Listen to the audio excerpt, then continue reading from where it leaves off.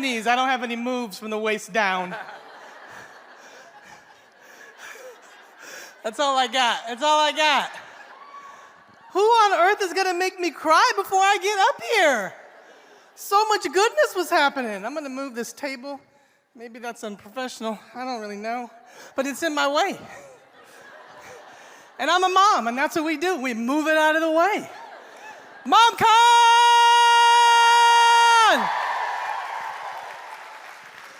Thank you, thank you, thank you for giving me a reason to not be home right now.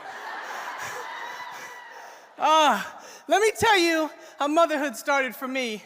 I'm sitting in a training, and I heard God say to me, stop dating.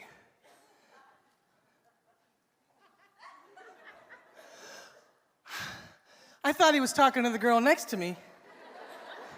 Maybe I was sitting a little too close to the conversation that she was having with the Lord and Savior. Because why would God take all this off the market? But he wasn't. He was talking to me. He said, the next man you go on a date with is gonna be the man you marry. And I'm like, okay, let me help him out, because we do that. We try to help God out. I hired a plumber.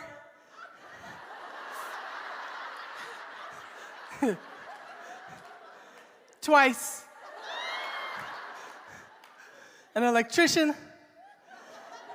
I put on lipstick for the Domino's pizza man. Answered the door like, hey! He's a driver today, but he could be an owner tomorrow. You don't know. And then 7 years later, yeah, God didn't tell me that. I think if he would have said in about 7 or 8 years, I'd have been like, nah, I'll just keep dating trash. I met my husband, and at 44 years old, I got married and then pregnant on my honeymoon with triplets. Yeah. Like a Groupon is what I got.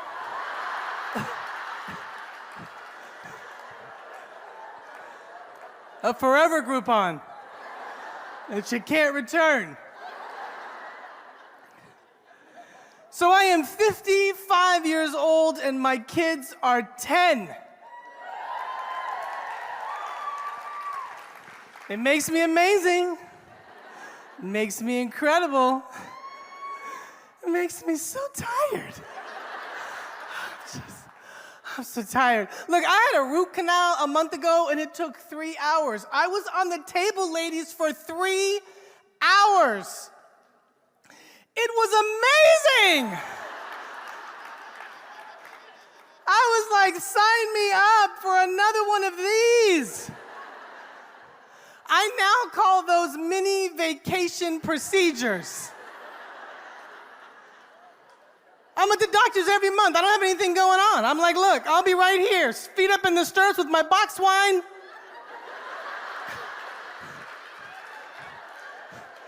Just waiting for the doctor right here, laying on the paper.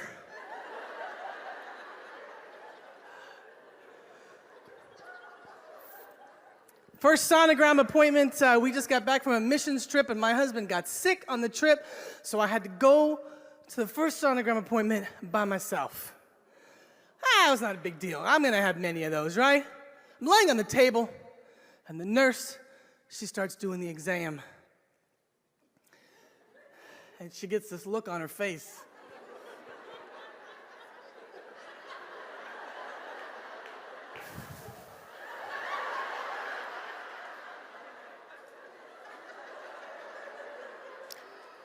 I said, hey, what's going on? And she said, I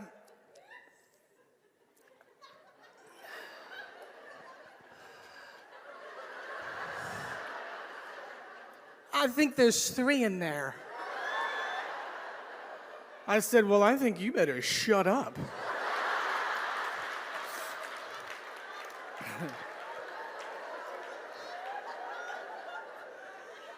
She said, no, ma'am, we are not allowed to make jokes like that in here, and I think I'm gonna need to go and get a supervisor.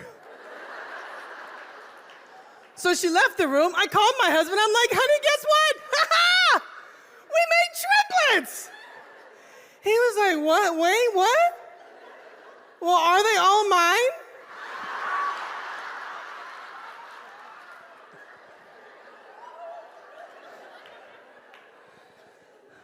I love being a mom. I have 2 boys and a girl.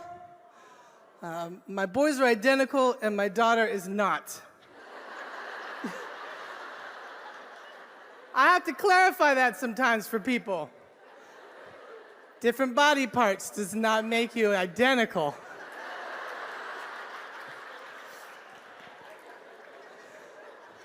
I love being a mom. Man, right? Kids teach you so much. It's so amazing. Right now, my kids are teaching me how to be a liar.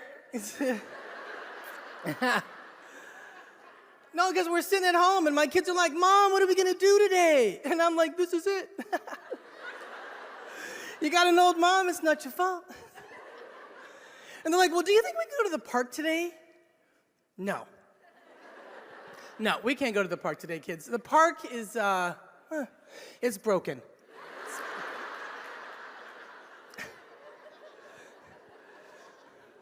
I had friends that had kids the same time I did and complained about how hard it was with 1 kid. And I'm not saying 1 kid is hard, I'm just saying 3 is harder.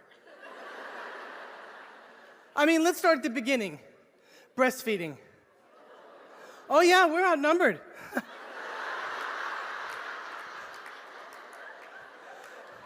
I had to use like a lazy Susan, just.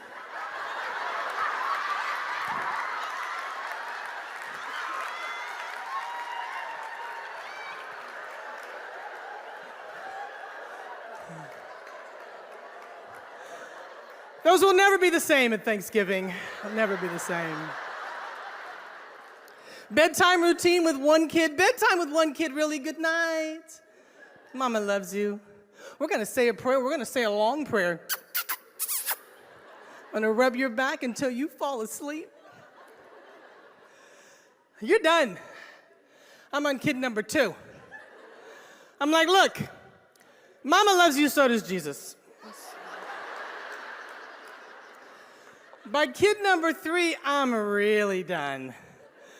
And I'm like, did you hear what I said to your brother and sister? That.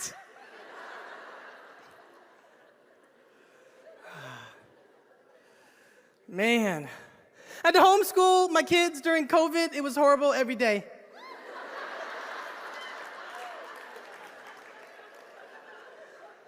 Last day of school, I had a little Zoom mishap.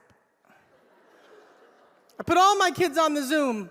I put Elijah in the kitchen, I put Zoe in the living room, and I put Nathan in my room, because I got to pay attention to Nathan.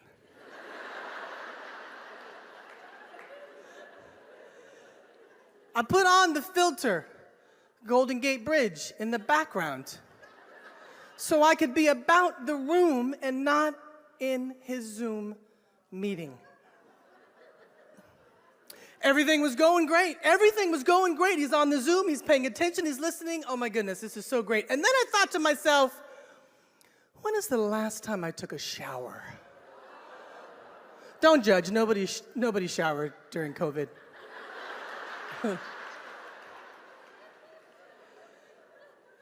So I figured, you know what? I'll just take a quick shower. I got undressed, naked, in my room. And I figured if I walk the perimeter of the bedroom, I should be fine.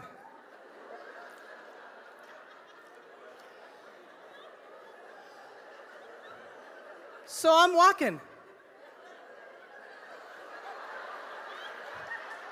And then I hear the teacher say, Nathan! Nathan, that is not an appropriate screensaver. Ah!